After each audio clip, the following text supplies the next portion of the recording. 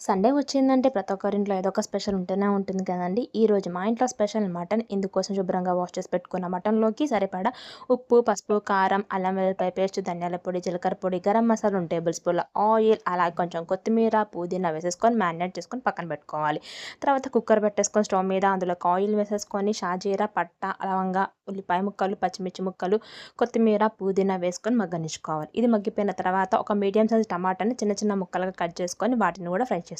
ఇవి కొద్దిగా ఫ్రై అయిపోయిన తర్వాత ముందుగా మ్యారినేట్ చేసి పెట్టుకున్న మటన్ని వేసేసుకొని టమాటా, ఉల్లిపాయ ముక్కలతో బాగా కలిసేలా కలుపుకొని ఒక 5 నిమిషాలు మీడియం ఫ్లేమ్‌లో ఫ్రై చేసుకోవాలి. తర్వాత ఇందులోకి సరిపడా వాటర్‌ని వేసుకొని మెత్తగా ఉడికించుకోవాలి. ఉడికిపోయిన మటన్‌లోకి చివరిగా కొంచెం కొబ్బరి పొడి, కసూరి మెంతి వేసుకోవాలి. కసూరి మెంతి వేయడం వల్ల మెంతి కూర వేసిన ఫ్లేవర్ వస్తుంది. టేస్ట్ బాగుంటుంది. తప్పకుండా ట్రై చేయండి. ఈ దగ్గర పడిన తర్వాత వేరొక బౌల్‌లోకి తీసేసుకొని డిష్ అవుట్ చేసేసుకోవడమే.